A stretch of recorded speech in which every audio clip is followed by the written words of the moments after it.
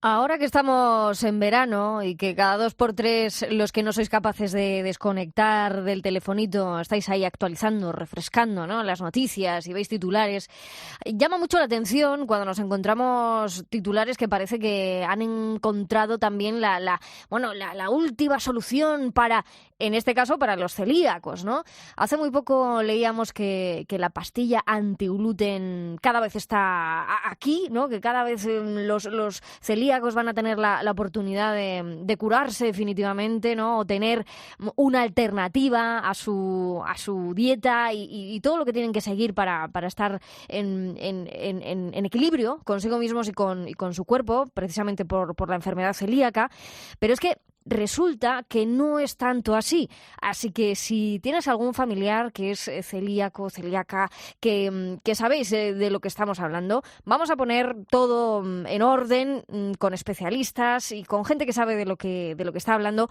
¿Para qué? Pues para precisamente, sí, tener esa esperanza de que algún día pues su dieta tenga una alternativa más, pero que no es ya, ya, ya. O sea, que vamos a medir bien los tiempos aquí en fin de semana. Lo vamos a hacer con María van der Hofstad. Ella es licenciada en farmacia por la Universidad Miguel Hernández de Elche y es técnico de investigación en la Federación de Asociaciones de Celíacos de España. María, buenos días. Hola, buenos días. Sé que te pillamos de viaje, pero el titular era suficientemente importante como para que nos dedicaras un momento. Por Precisamente supuesto. porque sí, ¿verdad? Porque hay un 30% de la población mundial que tiene un perfil genético compatible con la celiaquía. Sí, la verdad es que la proporción de población con el perfil susceptible a desarrollar la enfermedad celíaca es muy elevado. Que tengas ese perfil susceptible no quiere decir que seas celíaco, pero sí que puedes llegar a desarrollar la patología y serlo en algún momento de tu vida, o que Ujú. luego tu descendencia lo sea. Ujú. O sea, solo un 1% de la población, bueno, de ese 30% que hemos dicho de la población mundial, la llega a desarrollar. Pero en el caso de que se desarrolle, ¿cuáles son los síntomas, María? ¿A qué se enfrenta digamos, un nuevo celíaco? Bueno, pues la verdad es que la sintomatología es muy variada porque realmente a día de hoy cada vez se conoce mejor esta patología y se ha visto que hay síntomas que hasta hace relativamente poco no estaban relacionados con ella, que sí que lo están. Entonces, bueno, pues van desde los síntomas clásicos, que son los síntomas digestivos, a los extradigestivos, que pueden ser migrañas, osteoporosis temprana, abortos de repetición en personas adultas. O sea que al final el no diagnosticar la enfermedad puede conllevar una serie de problemas para Ujú. ese paciente, son más graves.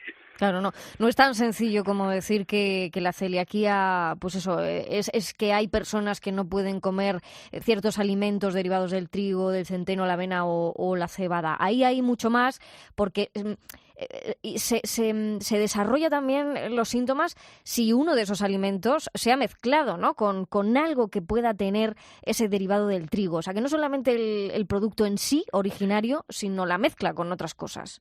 Claro, la contaminación cruzada es el mayor enemigo actualmente del celíaco, porque es cierto que cada vez encontramos más productos aptos para celíacos, pero tampoco el mundo alrededor, o sea, el mundo de la hostelería y de todo lo que implica comer fuera de casa está concienciado con lo que tú acabas de comentar, que por el hecho de cortar pan con el mismo cuchillo que corto el pan normal, pues estoy contaminando el pan sin gluten. Ujú. Y es muy importante que se conciencien a ese nivel, porque esas pequeñas cantidades de gluten dañan el intestino de la persona celíaca siempre. Porque Claro. es verdad que a lo mejor no producen síntomas, porque hay muchos celíacos asintomáticos, pero el daño intestinal sí que se produce. Hay estudios que demuestran que hasta esa miga de pan que pueda caer por error en tu plato está dañando el intestino del celíaco. Claro. No sabemos el alcance que puede llegar a tener hasta que no hablamos con una persona que lo vive a diario. En tu caso, María, ¿te diagnosticaron la enfermedad celíaca a qué edad? A los 18 meses. A los 18 meses, o sea que eras Sí, bebesota todavía. sí, total. Con lo cual, tú no tienes recuerdo de haber tenido, digamos, unos macarrones con tomate de toda la vida. No, porque yo recuerdo las provocaciones que me hicieron en su momento para poder confirmar el diagnóstico, que eso ya no se hace, que eso por suerte a día de hoy ya es, vamos, los médicos no utilizan esa técnica, pero a mí una vez me diagnostican me obligan a estar comiendo con gluten para volver a hacer otra biopsia y confirmar el diagnóstico, y yo recuerdo esos meses que no llegaron a ser todos los que decía el médico porque mis padres pararon antes, como horribles. O sea, además es que es eso, yo lo que mi cabeza relaciona con la comida con gluten es todo malo. Claro, es intolerancia absoluta y directa, ¿no? Casi cerebral, lo tienes asumidísimo eso. Sí, yo lo tengo muy interiorizado porque he crecido con ello. Claro, no le pasa lo mismo a Ricardo Nafría, que está escuchándote desde hace un rato. Él fue diagnosticado tarde, pero ¿cómo de tarde, Ricardo? Buenos días. Hola, buenos días. Bueno, pues a mí el diagnóstico me llegó a los 30 años. O sea que tú ya te habías comido unos cuantos macarrones con tomate y te habían sentado como el pum, ¿verdad? A mí me sentaba estupendamente todo, los bollos, todo el pan, todo. No me digas, o sea que además eras de los que parecía que lo disimulaba. Nada. A mí, bueno, puede manifestarse en cualquier momento de la edad y, bueno, a mí me tocó a los 30 años. No sé si es la mejor edad o la peor, pero bueno, es la que me tocó, así que... No, pero es una de las habituales. Desde hace, digamos, 12 años para acá hablamos mucho de la enfermedad celíaca, precisamente porque de los diagnósticos, o el boom de diagnósticos que se hizo a tu edad, pues eso, a los 30, fue bastante llamativa. Y en este caso, ¿tú qué era lo que sentías? Bueno, yo estuve más o menos 1 año y medio hasta obtener el diagnóstico, porque ahora sí que es verdad que se diagnostican a más adultos, pero yo hace ya 7 años que estoy diagnosticado y entonces era más complicado. Casi todos los médicos lo asociaban con niños, ¿no? Con bebés. Como y bueno, María. Sí, exactamente. Era muy muy sencillo y incluso especialistas decían, no, si eres adulto no puedes ser celíaco. O sea, que era más complicado. Eso dificultó el diagnóstico y bueno, yo lo que tenía sobre todo, sí que tuve síntomas digestivos, aunque no eran continuados, sino que bueno, yo sí que tenía problemas de hinchazón, dolor abdominal, pero no era mantenido en el tiempo.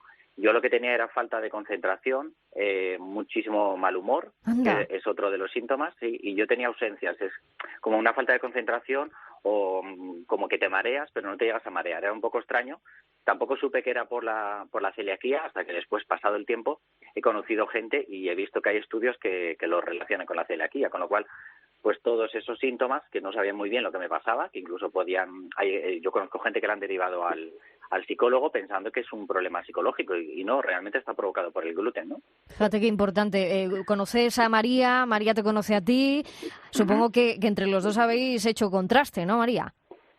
Sí, claro, a ver, al final es verdad que, bueno, es lo que dice Ricardo, ¿no? Antes la enfermedad estaba catalogada como una enfermedad infantil y a los adultos era como, pero ¿y tú cómo vas a ser celíaco si eso es una cosa de niños? Entonces sí que es cierto que, bueno, es muy importante que se vaya avanzando y que cada vez se conozca mejor. O sea, al final lo importante es eso, que los médicos conozcan mejor la enfermedad. Claro, lo único que hay que estar muy pendientes de las investigaciones, más aún en estos años que cada vez conocemos más cosas. Y cuando vosotros leéis titulares, como he dicho al principio, ¿no? De la pastilla antigluten ya la tenéis aquí. Vosotros os agarráis, ¿no? Os agarráis y os llamáis, supongo que os whatsappeáis y decís, vamos a ver, ¿esto por dónde lo cogemos, no, Ricardo? Bueno, yo llevo, desde que me diagnosticaron hace 7 años, yo ya llevo oyendo el tema de la pastilla. El Lo que pasa run-run. que, claro, y ya te lo cuentan y bueno, están investigando, hay muchos avances y luego sale una pastilla en Estados Unidos, luego sale una pastilla en Australia. Bueno, lo más importante en este tema de la celiaquía es siempre estar informado. Yo siempre lo digo, porque yo tengo un blog y todos los días me llegan consultas y de gente que lleva poco tiempo diagnosticada o incluso bastante tiempo, pero tiene lagunas básicas. Entonces hay que estar muy bien informado, porque si no, leemos el titular y nos creemos absolutamente toda la noticia o nos quedamos solamente con el titular. En el caso de este artículo que salió el otro día, estaba muy bien escrito. De hecho, yo lo tuiteé a primera hora de la mañana, me lo desayuné y dije, pues está muy bien escrito, está muy bien documentado. Sí. Y sin embargo, después enseguida salió el titular ya de la pastilla antigluten que permitirá a los celíacos comer. Digo, no, si es que eso no es lo que pone en el artículo. Claro, efectivamente, eso, precisamente, eso está bien que lo recalquemos, porque el artículo mencionaba investigaciones muy interesantes, que de hecho, María, una de ellas podríamos casi hablar perfectamente, ¿no? Porque ¿cuánto tiempo pasa para que un fármaco como ese, ¿no? Pues una pastilla antigluten salga al mercado y podáis tenerlo los pacientes? No es ya. Pues no, claro que no. O sea, los fármacos para salir al mercado tienen que someterse a ensayos clínicos y esos ensayos clínicos pueden durar más o menos en el tiempo porque constan de distintas fases y en cualquier momento pueden no superar las pruebas requeridas y echarlos para atrás. Entonces, estamos hablando de años, ¿no? Claro, y de muchos años, mínimos de 8 años como poco, pero si tú tienes un producto en fase 3 y la fase 3 no la supera, te lo echan para atrás y ya no pasas a preclínica. Entonces, al final, se te va ralentizando en el tiempo el proceso muchísimo más. Tú cuando empiezas una investigación haces un planteamiento. Voy a desarrollar mi proyecto en X años, pero es que esos años pueden variar. Claro. El laboratorio es así. Claro. Y bueno, también puede ayudar mucho, ¿no? La investigación sobre la enfermedad celíaca. He leído también, ¿no?, que me parece muy interesante que precisamente el estudio de esta enfermedad pues ha beneficiado, ¿no?, a descubrimientos como curas para otras enfermedades como la diabetes. ¿Esto es así? Pues estaría súper bien poder ¿verdad? leer ese artículo, que no lo he leído, pero me encantaría. Pero sí que es cierto que al final la enfermedad celíaca es una enfermedad autoinmune. Entonces, en el momento que el sistema inmunitario tiene algún tipo de defecto, está directamente relacionada con otras patologías también autoinmunes, porque con el tratamiento de una puedes beneficiar el tratamiento de la otra.